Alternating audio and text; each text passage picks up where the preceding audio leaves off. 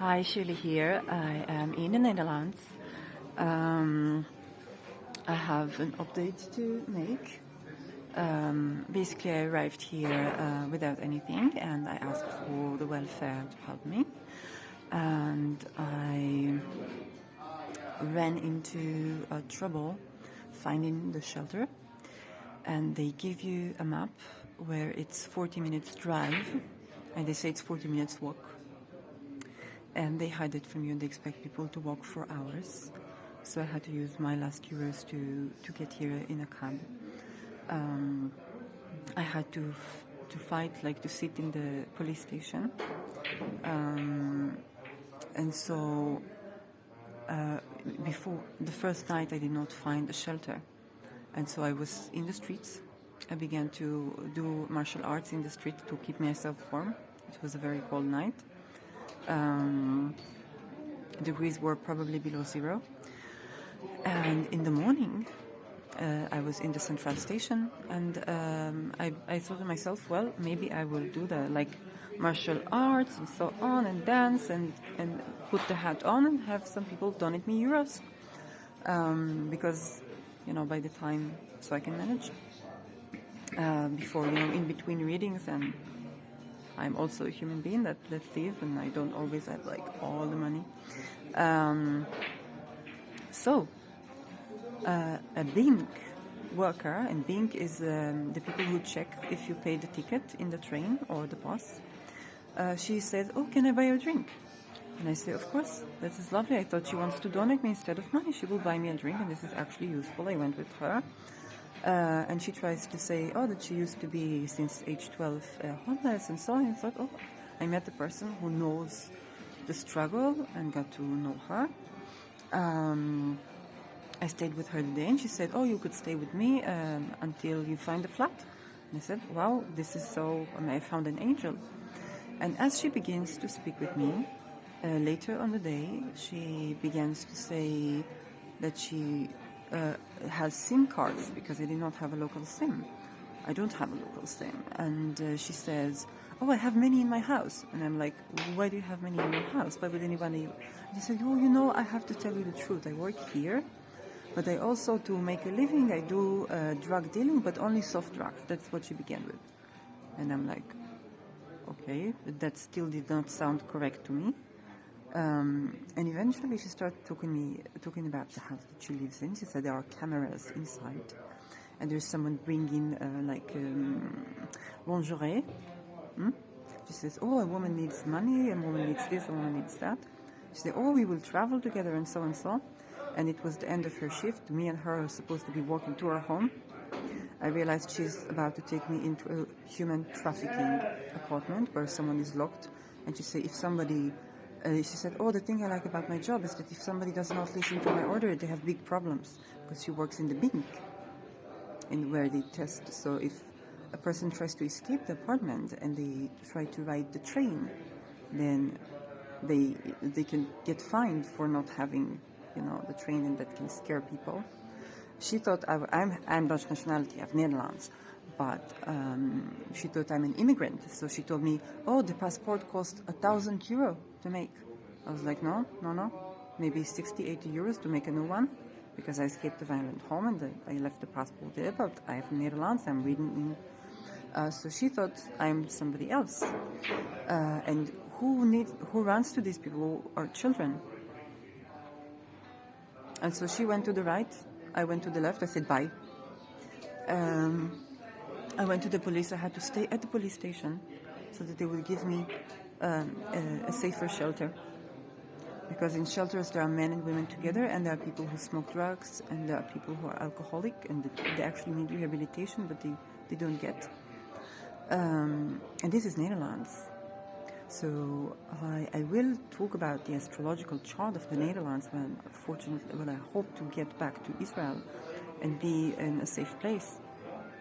But the systems of organized crime are basically so interrelated with the systems of, the bank, the tests, and the bank are connected with the police. And that is, it's one thing to see a chart, and see there's hidden stuff there, but it's a completely different thing to experience that in real time. Because I thought, oh, maybe the welfare here, everybody talks about the welfare system in the Netherlands, that it's so good, and I said, okay, maybe I will have a good welfare system so that I can thrive and no longer need the welfare system. Like, this is why I do my readings, this is why I do my $50 readings, this is why I do my sessions, this is why I've worked years to perfect my services as a professional astrologer and a channeler and all of that. You know, to not need welfare system. I'm recovering from CPTSD, and I escaped from a violent relationship in my country, in Israel, and I said I'm going to my second homeland to receive help.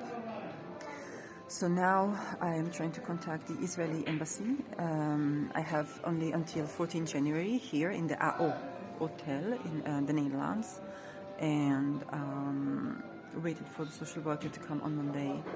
And I need to recruit because my welfare, the Israeli Bituach Leumi welfare, will be only on the 28th of January, and here I have only until 14. So that would mean back to the streets or in shelters that are not safe for women. And that would mean I don't have a place to go. So I need to go back to Israel. And I do have a place to stay in Israel until I find my own flat. But this is where I am. In the meanwhile, if you are Israeli and hearing this, then I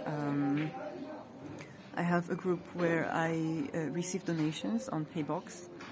So you can contact me on Instagram, or I will leave the link below for the group. If you are in any way in a position that you can help, that would be, or share the video, that would be of great help to me and of great help to people, because I want people to know that this is so dangerous, and I want people to be aware. I have 1 degree, I studied to the 2nd degree, I studied diploma as aromatherapist, holistic health practitioner as diploma, not MLM to seller, a diploma in a school of holistic medicine. If and I'm an English speaker, I have 2 nationalities, not 1, and I'm Netherlands, okay? I'm not an illegal immigrant. This is my tax money, okay? If I work in the Netherlands and I find a job, I pay 50% tax. And if I need shelter when I run from a violent relationship, then this is the treatment I get. Okay. So I'm waiting for the social worker, but I would like you to share this with people, because people need to know what's going on. So many people are losing their homes right now. I met at the shelter, I met a Polish couple where they were both working, and then because of COVID, they lost their jobs, and then boom, they're out in the streets, they're homeless. So many people are homeless now, and we need a support system, because everybody can be homeless anytime. You don't have to be a drug dealer.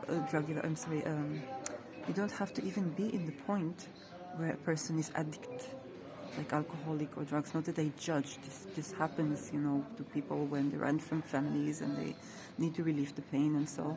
But you don't even have to be in that position to be homeless, to be in need. And we need a strong support system.